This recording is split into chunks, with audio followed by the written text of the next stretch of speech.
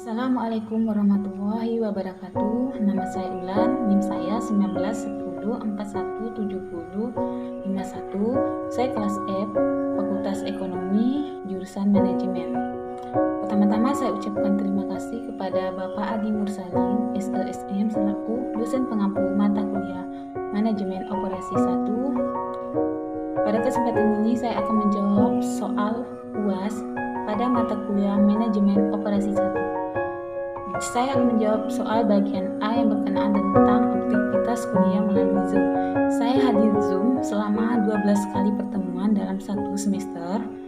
Yang kedua, saya mempelajari manajemen operasi ini dari dosen saya, yaitu tentang ruang lingkup manajemen operasional, bab 2 Operation Management System, bab 3 Sistem Operasi untuk Barang dan Jasa, bab 4 Peramalan, bab 5 Pengembangan desain barang dan jasa, bab 6 strategi dan pengembangan kapasitas, bab 7 pemilihan lokasi strategis, bab 8 desain tata letak, bab 9 MSDM dan desain pekerjaan, bab 10 manajemen persediaan. Terus soal yang ketiga, tugas terstruktur yang saya buat yaitu menjawab pertanyaan yang berkenaan tentang kegiatan manajemen operasional di sektor barang dan jasa.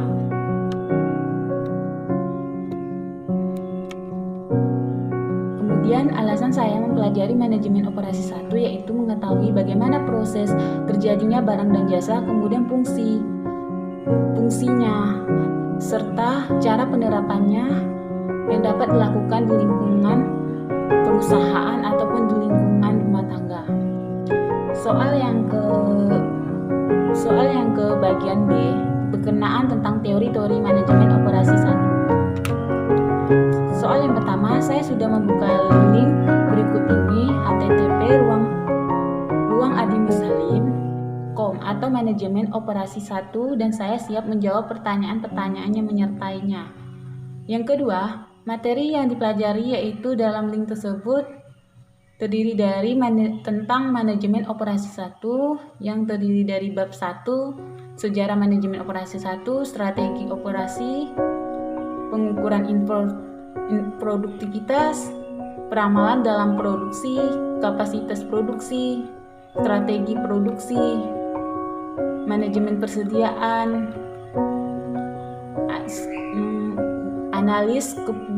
analisa 10 keputusan manajemen operasional PT Diagra Indonesia.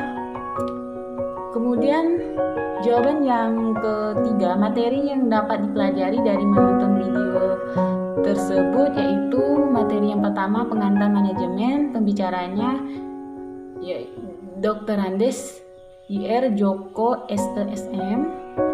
Lalu video yang kedua tentang sistem produksi usaha dalam manajemen operasi. Video yang ketiga perencanaan sumber daya manusia. Video yang keempat cara menyusun SWOT analisis dan contoh SWOT analisis lembar khusus. Video yang kelima manajemen persediaan pembicaraannya untuk pembicara dan judul channel. Video yang keenam MPO sesi 2 desain produk, pembicaranya Dr. Andes Eko Rudi Cahyadi. Video yang ketujuh MPO sesi 3 manajemen operasi, pembicaranya Dr. Andes Abdul Ahmad. Video yang ke-8 metode peramalan, pembicaranya Fajar Kurniawan. Manfaat yang saya peroleh dalam menonton video tersebut yaitu bagaimana cara penerapannya, cara perhitungannya, kemudian proses terjadinya, yang mana semua itu sangat penting bagi perusahaan ataupun di rumah tangga, terutama saya ambil contoh itu di rumah tangga, yang bagaimana manajemen persediaan itu harus ada serta di dalam lingkungan perusahaan. Soal yang keempat, manajemen persediaan adalah sebuah manajemen pengelola yang mengontrol setiap produk atau barang yang diperjualbelikan dalam operasi sehari-hari pada suatu perusahaan. Pentingnya manajemen persediaan bagi perusahaan yaitu mengantisipasi kekurangan persediaan, mengantisipasi pesanan persediaan ternyata tidak sesuai dengan kebutuhan, menjaga-jaga jika kebutuhan terjadi dan tidak ada pesanan.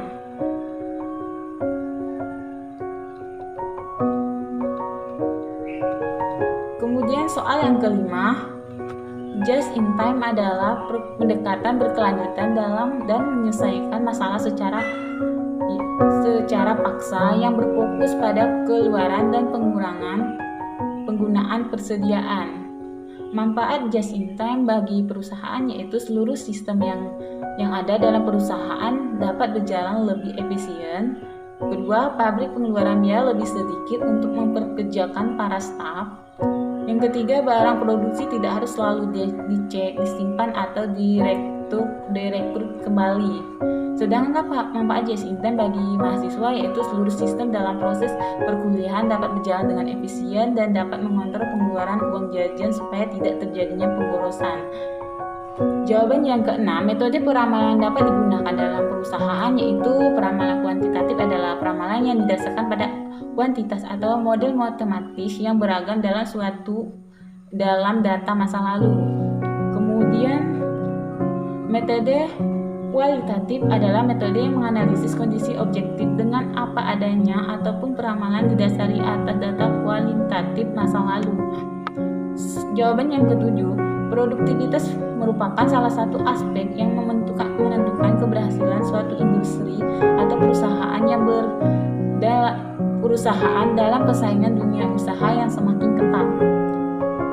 Saya ambil teori Pak Umali yang pada tahun 1978, produktivitas adalah ukuran yang menyatakan seberapa efisien sumber daya yang digunakan bersama dalam organisasi untuk memperoleh sekumpulan hasil.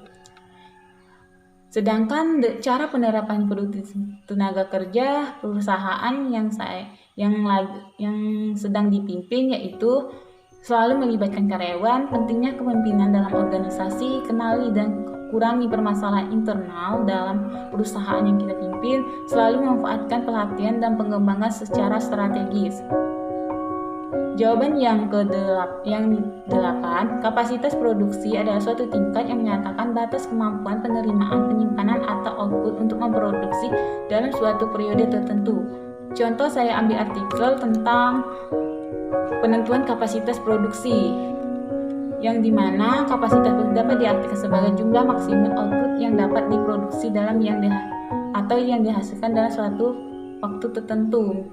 Misalnya di sebuah pesawat Airbus Boeing 737 memiliki kapasitas tempat duduk 300 set setiap kali trip, ataupun sebuah rumah sakit memiliki kapasitas rawat inap sebanyak 50 kamar dan sebanyak kapasitas produksi tersebut ditentukan berdasarkan kapasitas sumber daya yang dimiliki, antara lain kapasitas mesin, kapasitas tenaga kerja, kapasitas bahan baku, kapasitas modal, kapasitas produksi, juga berkaitan erat dengan schedule atau jadwal produksi yang tertuang dalam jadwal produksi induk. Karena jadwal produksi induk mencerminkan apa dan berapa yang harus diproduksi dalam jangka waktu tertentu, perencanaan kapasitas jangka pendek perusahaan, kapasitas jangka digunakan untuk menangani secara ekonomis hal-hal yang bersifat mendadak di masa yang akan datang.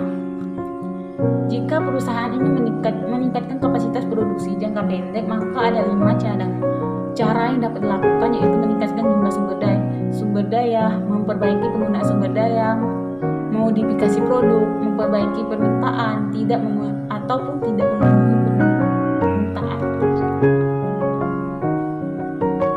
Kemudian perencanaan kapasitas jangka panjang merupakan strategi dalam menghadapi segala kemungkinan yang terjadi dan sudah dapat diperkirakan sebelumnya. Tujuan utama adalah perusahaan dapat menentukan jumlah produksi dan dapat menghasilkan biaya minimum dengan memperhatikan antara lain pola permintaan jangka panjang dan siklus kehidupan produk yang dihasilkan.